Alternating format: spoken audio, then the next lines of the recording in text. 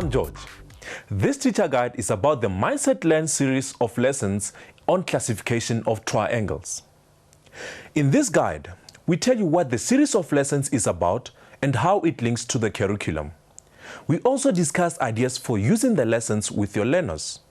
You may want to make notes, so have a pencil and paper ready. This series consists of 10 lessons. In the first lesson, we define a triangle and explore the relationships between the sides of a triangle.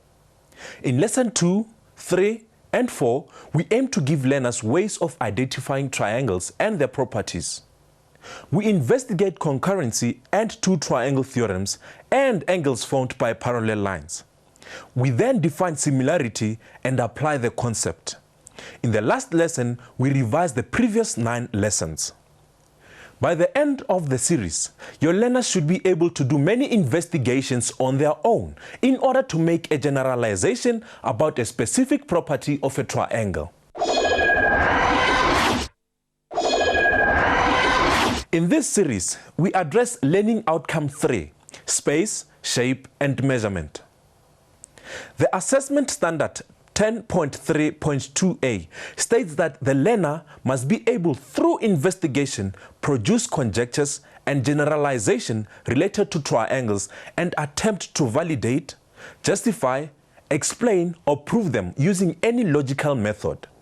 The learning outcome and assessment standard for each lesson are stated at the beginning of each video lesson in the series.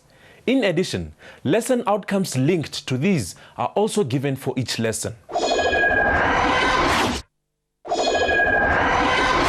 The topic triangles may already be familiar to some of your learners.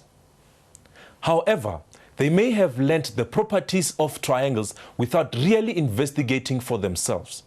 In some examples, we have used transformations to establish geometric properties and to prove theorems. This topic provides many opportunities to challenge your learners' thinking.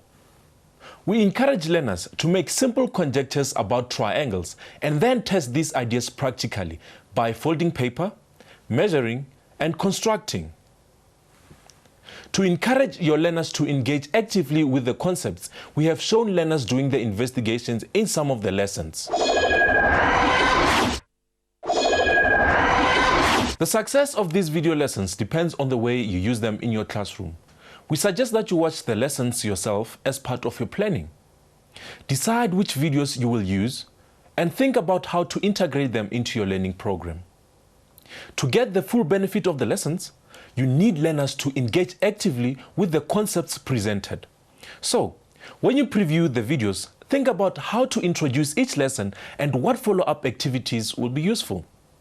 Also, watch out for places in the video where you could pause to have a class discussion or ask learners to complete an activity or solve a problem posed in the video. We have used this pause icon to suggest some of these places to you. As you watch these lessons, make a note of materials and other resources that you might bring to class. For example, you might need colored board, scissors, and a math set. Assessment is an important part of teaching and learning. And the lessons provide opportunities for a range of different types of assessment. When you pause the video for learners to do an activity, you can assess their understanding of key ideas in the video and adjust your lessons plan if necessary.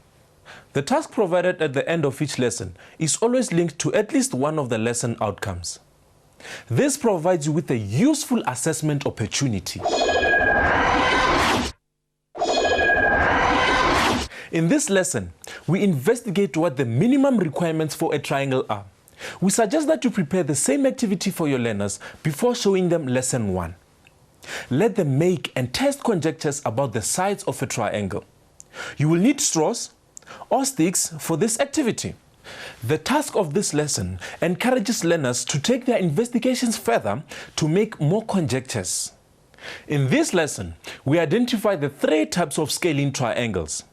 We use this triangle to explain line symmetry and the terms median, angle bisector, altitude, and perpendicular bisector. The task requires learners to measure lengths of sides and sizes of angles to identify scaling triangles according to their properties. In these two lessons, we investigate the properties of the isosceles and the equilateral triangles. We measure the length of the sides and the sizes of the angles. We also construct line symmetry in each triangle to discover facts about the medians, the angle bisectors, the altitudes, and the perpendicular bisectors of each triangle. In Lesson 4, we also show learners how to construct an accurate equilateral triangle by folding an A4 piece of paper. We suggest you pause the video and let your class follow the steps needed to make their own triangles. The task from Lesson 4 is an investigation of the properties of the equilateral triangle. This could be used for assessing your learner's ability to make and test conjectures. In this lesson, we find the different kinds of centers or the points of concurrency of the triangles. The point of concurrency for the altitudes of a triangle is called the orthocenter. The point of concurrency of the median of a triangle is called the centroid. The point of concurrency of the angle bisector is called the incenter. The point of concurrency of the perpendicular bisector is called the circumcenter. Using a compass properly to make construction is a useful skill. Learners can use the task to construct each of the points of concurrency on a few triangles. What makes these lessons interesting is that we use a transformation approach. We start by looking at two theorems that are normally proved using the Euclidean approach. The sum of the angles of a triangle is 180 degrees, and the exterior angles of a triangle equals the sum of the opposite interior angles of the triangle. Then, Lesson 7, we continue to use construction, cardboard shapes, and transformations to learn about the alternate angles, corresponding angles, and co-interior angles. In this lesson, we define and explore the concepts of similarity and congruency. We look at the properties of similar triangles. This lesson and the next one also presents an opportunity to link similarity to scale and ratio. In this lesson, we use our knowledge of similarity and proportion to help us solve some of the problems. If some of your learners are struggling to grasp all the facts presented in this series, they will find Lesson 10 very useful. This lesson is a summary of all the main ideas presented in this series.